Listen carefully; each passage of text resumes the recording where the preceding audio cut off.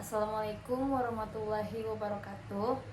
Perkenalkan, kami dari kelompok 14 Islam dan Keilmuan. Saya Indah Alfariza Sipahutar. Saya Fani Azra.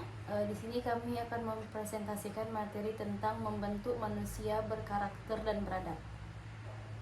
Yang pertama saya akan menjelaskan tentang karakter.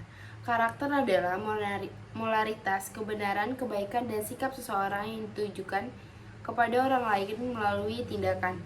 Baik atau buruknya karakter tergambarkan dalam moralitas yang dimiliki. Begitu pula dengan kebenaran yang merupakan perwujudan dari karakter. Suatu kebenaran tidak akan terbangun dengan sendirinya tanpa melibatkan kehadiran karakter yang menopang segala upaya untuk menegakkan suatu kebenaran. Karakter dapat dimaknai sebagai nilai dasar yang membangun pribadi seseorang, terbentuk baik karena pengaruh hereditas maupun pengaruh lingkungan, yang membedakannya dari orang lain serta diwujudkan dalam sikap di kehidupan sehari-hari. Sutarjo Adisusilo 2014 mengungkapkan bahwa karakter adalah seperangkat nilai yang telah menjadi kebiasaan hidup sehingga menjadi sifat tetap dalam diri seseorang. Misalnya kerja keras, pantang menyerah, jujur, sederhana, dan lain-lain. Dari beberapa definisi di atas, dapat disimpulkan bahwa yang dimaksud dengan karakter adalah watak sekaligus kepribadian atau perilaku yang tampak dalam kehidupan sehari-hari baik dalam sikap maupun dalam tindakan.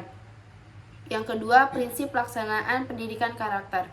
Sekolah mengembangkan etika dalam kemampuan inti sebagai karakter yang baik. Sekolah mendefinisikan karakter secara komprehensif untuk memasukkan pikiran dan perbuatan. Sekolah menciptakan masyarakat peduli karakter. Sekolah mengembangkan motivasi peserta didik. Sekolah melibatkan anggota keluarga dan masyarakat sebagai mitra dalam upaya pembangunan karakter. Dan yang terakhir, sekolah memberikan kesempatan kepada peserta didik untuk melakukan tindakan moral.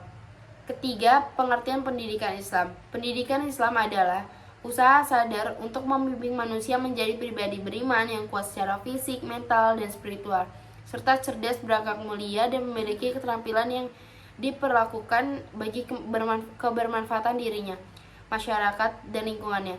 Menurut Haji M. Arifin 2014, pendidikan Islam berarti sistem pendidikan yang dapat memberikan kemampuan seseorang untuk memimpin kehidupannya sesuai dengan cita-cita dan nilai-nilai Islam yang telah menjiwai dan mewarnai cara kehidupannya. Dengan kata lain, manusia yang mendapatkan pendidikan Islam harus mampu hidup dalam kedamaian dan kesejahteraan sebagaimana diharapkan oleh cita-cita Islam. 4. Kedudukan pendidikan Islam. Kedudukan pendidikan Islam sebagai mata pelajaran yang diajarkan di sekolah adalah upaya menyampaikan ilmu pengetahuan agama Islam tidak hanya untuk dipahami dan dihayati, tapi juga diamalkan dalam kehidupan sehari-hari. Pendidikan agama Islam yang kedudukannya sebagai mata pelajaran wajib diikuti seluruh siswa yang beragama Islam pada semua satuan jenis dan jenjang sekolah. Hal ini sesuai dengan UUD 1945 yang menjamin warga negara untuk beribadah menurut agamanya masing-masing. Pendidikan agama Islam merupakan usaha sadar untuk menyiapkan peserta didik meyakini, memahami, menghayati, dan mengamalkan agama Islam melalui kegiatan bimbingan, pengajaran, dan latihan untuk mewujudkan muslim yang beragama kepada Allah Subhanahu wa Ta'ala dan berakhlak mulia. Lalu yang kelima, peran pendidikan Islam. Yang pertama itu membentuk watak atau karakter. Dalam aspek individu adalah untuk membentuk manusia yang beriman dan bertakwa kepada Tuhan Yang Maha Esa. Dalam aspek kehidupan bermasyarakat dan bernegara adalah untuk melestarikan Pancasila, melaksanakan UUD 1945, melestarikan asas pembangunan nasional, dan membimbing warga negara menjadi warga negara yang baik. Lalu yang kedua, menjadi manusia beriman dan bertakwa. Maksudnya ialah manusia yang beriman yang selalu taat dan tunduk terhadap semua perintah Allah Subhanahu wa Ta'ala dan menjauhi semua larangannya. Manusia yang beriman adalah manusia yang mampu mengembangkan sikap dan memiliki perilaku seirama dan mendekati sifat-sifat Allah, mengikuti petunjuk Allah serta menerima bisikan hati dan petunjuk yang baik. Selanjutnya akan dibacakan oleh Al-Farizi. Yang keenam, kerangka dasar pendidikan Islam. Kerangka dasar pendidikan Islam dibagi menjadi 3. Yang pertama, akidah, syariah, dan akhlak.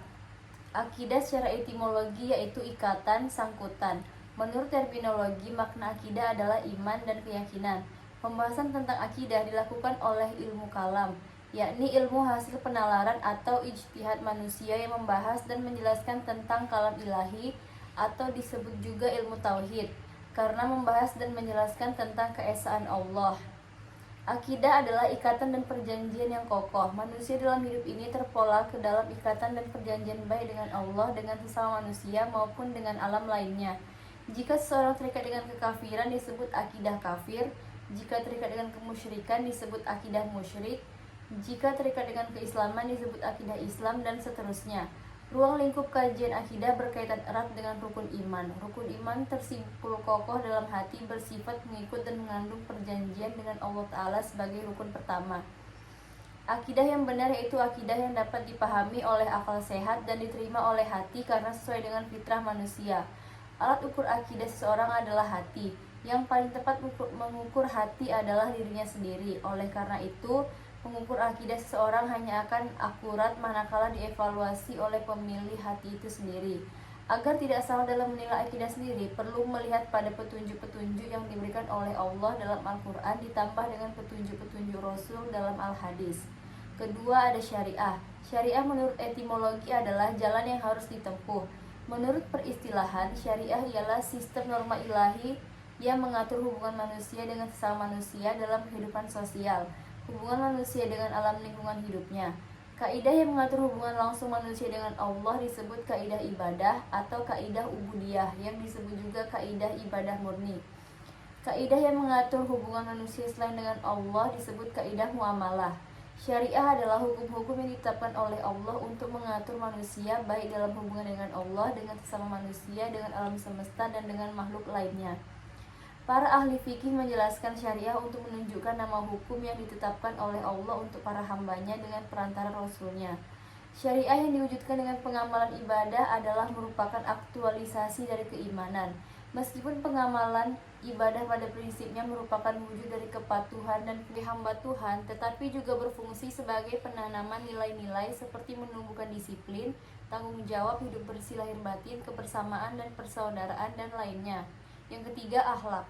Akhlak adalah sikap yang menimbulkan kelakuan baik atau buruk.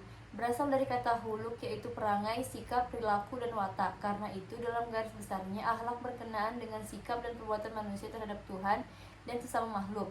Sikap sesama makhluk dapat dibagi menjadi dua, yaitu akhlak terhadap sesama manusia, yakni diri sendiri, keluarga, dan masyarakat, dan akhlak terhadap makhluk bukan manusia yang ada di sekitar lingkungan hidup kita. Akhlak Islam dapat dikatakan sebagai akhlak yang islami adalah akhlak yang bersumber pada ajaran Allah dan Rasul-Nya. Akhlak islami ini merupakan amal perbuatan yang sifatnya terbuka sehingga menjadi indikator seseorang apakah orang tersebut seorang muslim yang baik atau buruk. Akhlak ini merupakan buah dari akidah dan syariah yang benar. Secara mendasar, akhlak ini erat kaitannya dengan kejadian manusia, yaitu khalik atau pencipta, dan makhluk atau yang diciptakan.